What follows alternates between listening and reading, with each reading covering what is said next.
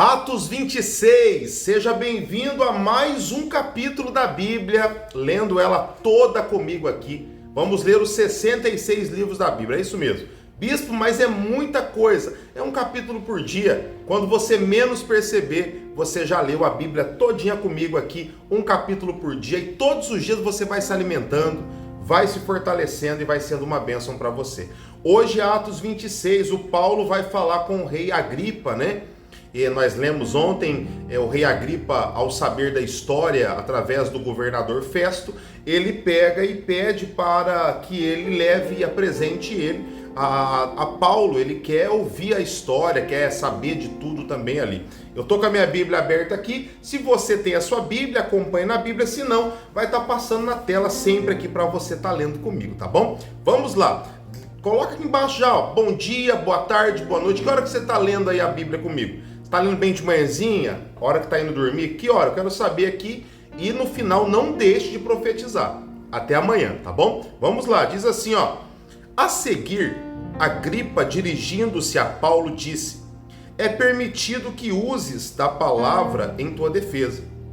Então Paulo, estendendo a mão, passou a defender-se nestes termos: tenho-me por feliz, ó rei Agripa, pelo privilégio de hoje, na tua presença, poder produzir a minha defesa de todas as acusações feitas contra mim pelos judeus. Paulo já começa, né?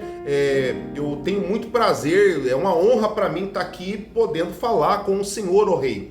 Aí versículo 3. Mormente porque és versado em todos os costumes e questões que há entre os judeus.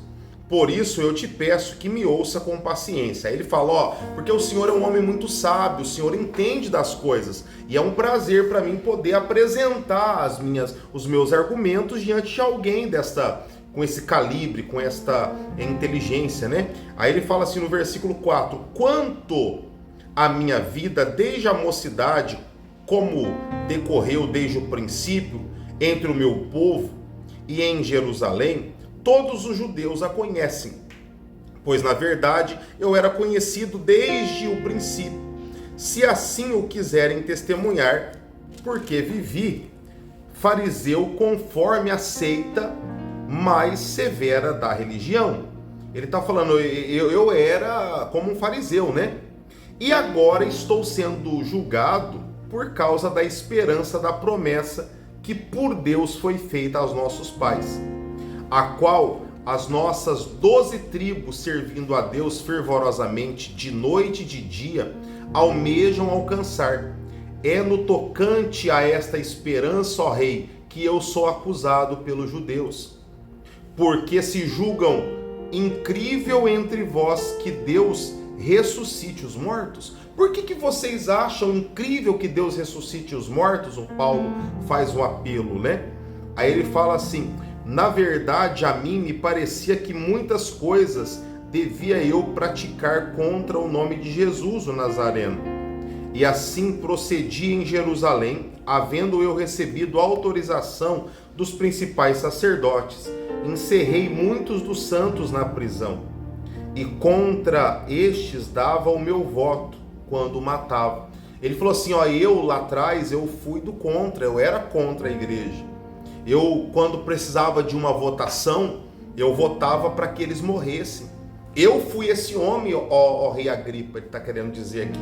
Versículo 11. Muitas vezes os castiguei por todas as sinagogas, obrigando-os até a blasfemar, e demasiadamente enfurecido contra eles, mesmo por cidades estranhas, eu os perseguia, Paulo falando, né? Com estes intuitos, né? Parti para Damasco, levando a autorização dos principais sacerdotes e por eles comissionado. Ao meio-dia, ó rei, indo eu caminho afora, vi uma luz do céu, mais resplandecente que o sol. Então quer dizer que essa luz que Paulo viu, ela era mais forte do que a luz do sol. Eita, esse é o poder do nosso Jesus, hein? Que brilhou ao redor de mim e dos que iam comigo. E caindo todos nós por terra, ouvi uma voz que me falava em língua hebraica: Saulo, Saulo, por que me persegues? dura coisa é recalcitrares contra os aguilhões. Então eu perguntei: quem és tu, Senhor? Ao que o Senhor respondeu: eu sou Jesus, a quem tu persegues. Mais uma vez ele conta, a história da sua conversão, o momento da sua conversão. Mais uma vez eu convido, se você não leu, é o capítulo 9, corre lá, lê e depois vem lendo tudo aqui, tá?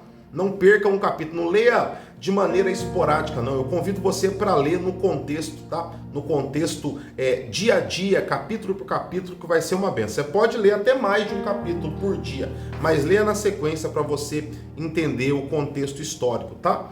Aí ele fala assim no versículo 16: mas levanta-te, firma-te sobre os teus pés, porque por isto te ofereci, por isso te apareci, para te constituir ministro, testemunha tanto de coisas em que me vistes, como daquelas pelas quais te aparecerei ainda, livrando-te do povo e dos gentios, para os quais eu te envio, para te abrires os olhos e os converteres das trevas para a luz, e da potestade de Satanás para Deus, a fim de que recebam eles remissão de pecados e a herança entre os que são santificados pela fé em mim.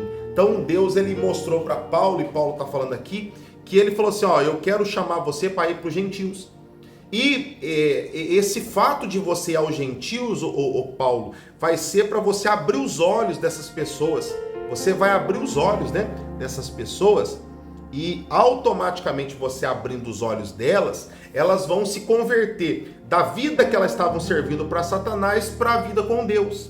Muito bacana isso, versículo 19: pelo que o rei Agripa não fui desobediente à visão celestial, ele fala, mas anunciei primeiramente aos de Damasco. Ele falou: já estava em Damasco, eu estava vindo para perseguir, eu anunciei primeiramente para eles, e em Jerusalém, por toda a região da Judéia, e aos gentios que se arrependessem e se convertessem a Deus, praticando obras dignas de arrependimento. Por causa disto, alguns judeus me prenderam, estando eu no templo, e tentaram matar-me. Mas, alcançando o socorro de Deus, permaneço até o dia de hoje, dando testemunho tanto a pequenos como a grandes, nada dizendo senão que os profetas e Moisés disseram que haveria de acontecer. Isto é, que Cristo devia padecer e, sendo o primeiro da ressurreição dos mortos, anunciaria a luz ao povo e aos gentios. Então Paulo expôs isso tudo para o rei Agripa, Paulo foi falando, foi testificando, foi explicando, porque é o que eu falo para você, eu falei nas outras leituras. Quando você está na verdade, o que você fala é com simplicidade, porque você fala daquilo que você vive, você fala da maneira que você está vivendo ali, então automaticamente você não se perde. Você vê que Paulo não tem ali controvérsias na defesa de Paulo, porque Paulo estava falando da verdade, ele fala da verdade. Aí ele continua, Paulo é interrompido por Festo. Aí o governador interrompe ele, Dizendo ele estas coisas em sua defesa, Festo o interrompeu em alta voz: estás louco, Paulo?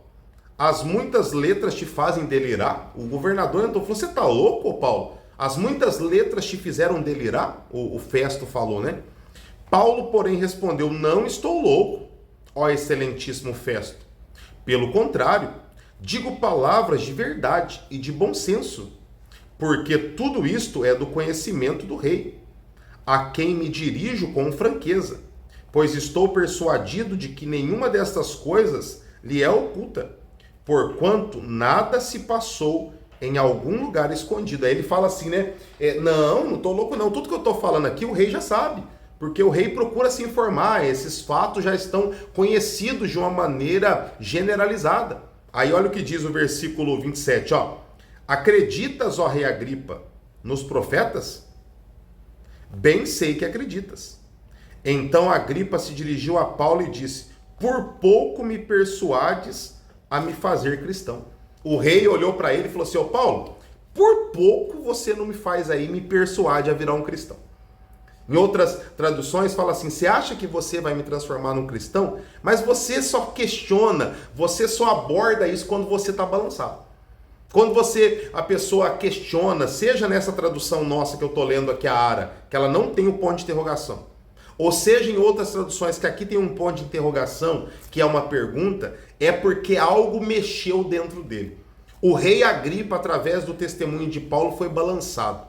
Porque o poder de Jesus, ele penetra. A palavra de Deus diz, o livro de Hebreus, capítulo 4, que ela é como se fosse uma espada que penetra a divisão da alma e do espírito. Ela é a mais cortante de todas. A palavra de Deus, ela penetra o mais profundo possível no coração, na alma de um homem. E esse povo aqui, ouvindo Paulo pela sua verdade e a sua persuasão, Paulo estava ganhando muitas almas para Jesus, né? Aí ele fala assim no versículo 29. Paulo respondeu: assim Deus permitisse que, por pouco ou por muito, não apenas tu, ó rei, mas porém todos que hoje me ouvem se tornassem tais qual eu sou, exceto essas cadeias. Aí o Paulo fala assim: ó rei, eu não sei se por pouco ou por muito, mas eu não gostaria que fosse só o Senhor que se convertesse, não. Eu gostaria que fosse o Senhor e todos que me ouvem fossem como eu sou, de Cristo. Com exceção das cadeias, eu não queria que vocês estivessem presos como eu sou. Então, como eu estou, né? Então, Paulo, ele era muito sábio, né? E nós vamos encerrar aqui o capítulo de hoje. E vai faltar só 2 para a gente acabar o livro de Atos. Nós vamos ler amanhã e depois da manhã, com a permissão de Deus. Nós vamos encerrar eles falando que se eles não tivessem apelado para César, eles iam liberar ele, mas não ia adiantar, eles iam arrumar outra cilada para ele. Paulo, tudo que ele estava fazendo era dirigido por Deus, né? Versículo 30, Paulo teria sido solto se não tivesse apelado para César. 30, fala assim, ó: a essa altura, levantou-se o rei e também o governador e Berenice, bem como os que estavam assentados com ele. E havendo-se retirado, falavam uns aos outros, dizendo: este homem nada tem feito passível de morte ou de prisão. Então Agripa se dirigiu a Festo e disse: este homem bem podia ser solto se não tivesse apelado para César. Agora nós vamos ver Paulo enviado para a Itália. Agora nós vamos entrar numa passagem muito linda aqui, a qual nós vamos ver o livramento de Deus. Paulo vai passar por uma viagem numa embarcação muito perigosa, vai ter um naufrágio, que nós vamos acompanhar isso aqui agora, e nós vamos encerrar, em 2 dias nós encerramos o livro de Atos, e nós vamos continuar. Eu estou sentindo no coração muito aqui, hein, de quando acabarmos de fazer a leitura de Atos, não irmos direto aqui, se você está lendo no cronograma comigo, não ir direto para o livro de Romanos. Eu queria passar por alguns profetas menores, como Jonas, para você conhecer um pouquinho da misericórdia de Deus, mas isso tudo. Agora, bispo, eu estou chegando onde o senhor já leu, já está tudo lido aqui, eu já estou chegando em anos posteriores aqui, que o senhor já leu tudo a palavra de Deus, aí você vai escolhendo a sequência que você quer. Mas quem está lendo em tempo real comigo aqui, eu acredito que nós vamos, logo depois aqui, vamos dar um pulinho ali em Jonas, para conhecer a história de Jonas, depois a gente vem em Romanos, depois de Romanos a gente dá um pulinho ali no livro de Sofonias, e assim nós vamos mesclando aqui o Novo Testamento com os profetas menores, vai sendo uma leitura muito gostosa para você conhecer a palavra de Deus, tá bom? Amanhã eu aguardo vocês, com a permissão de Deus, para a gente ver essa história de Paulo entrando aqui, sendo enviado numa embarcação para a Itália, tá bom? Até amanhã. Escreve aqui, ó, bispo, até amanhã, porque amanhã eu aguardo você aqui para lermos o capítulo 27 do livro de Atos. Ó, beijo no seu coração, que Deus te abençoe.